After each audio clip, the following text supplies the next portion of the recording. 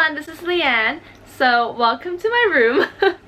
And you can see today is full of great sunlight and beautiful weather, so I want to talk about books. So this is my first book recommendation video, and for me, I always love to read books by female authors, and I've picked a few of my favorites to share with you guys. So the first one is this, I Feel Bad About My Neck by Nora Ephron. So you guys might know this name because she's the screenwriter for popular TV, the movie Sleepless in Seattle, and also When Sally Met Harry. Yes.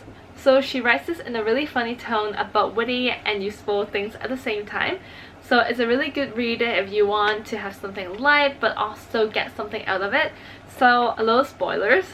Inside they have chapters on different part of like your body, like nails, hair, and neck, and like, oh, why does a female spend so much time on her hair and her nails, like what are you doing with your life. She writes it in a really witty tone. So I say this book is quite good for people of all ages, from like your mom to yourself, and well, it's never too late to learn about these things, right?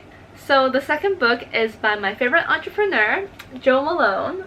I don't know if most of you know that Jo Malone herself is actually not working for her brand Jo Malone anymore, and inside she talks about why. And this one is not as light as easy as the other one because she actually spends a lot of time dealing with her cancer. So that's one of the reasons why she's not a part of the company anymore. And yeah, spoiler alert too. So she talks about her journey from she was a little girl and how her mother influences her on becoming an entrepreneur and explore herself in perfume and fragrances. I love her so much, so if you're looking for something inspirational and motivational, you should definitely read it.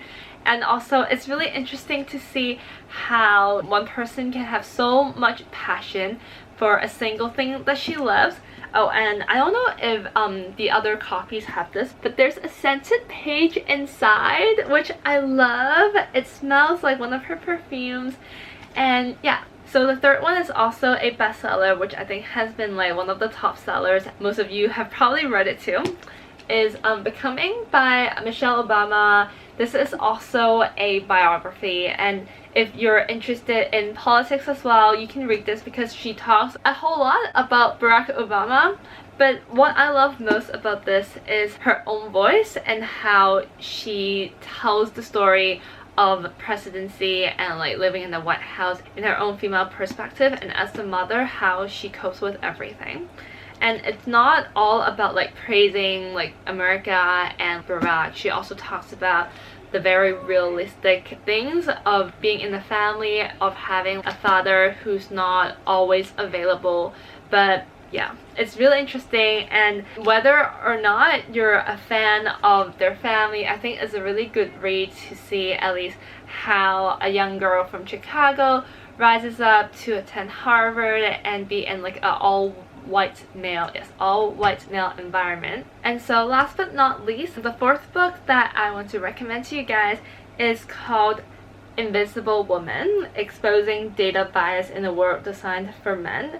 It's by Caroline Perez. When I was reading this book, I was finding out more and more about the author, and she is an advocate on a lot of matters in gender inequality, and also she raises a lot of questions to big corporates and governments. This book is not so much a biography or in a storytelling way, but it really is more scientific and data. It really highlights how the lack of data about female can affect the society and potentially cost the government a lot of money. So she pointed out most big data we have now is based on male and mostly white. So when you talk about men or human, you're mostly talking about the white male. And even for data back in history, even in Stone Ages, she talks about how people would always assume when like, oh, a stone painting is usually made by male, and when they find tools or hunting tools, they just automatically go like, oh, it's like a male tool. But then many years later, discoveries find out that it's actually the female who does the hunting. So it's really interesting to see how those ideas and data shape our minds, because that's what we study in schools and in textbooks, right? So definitely read this.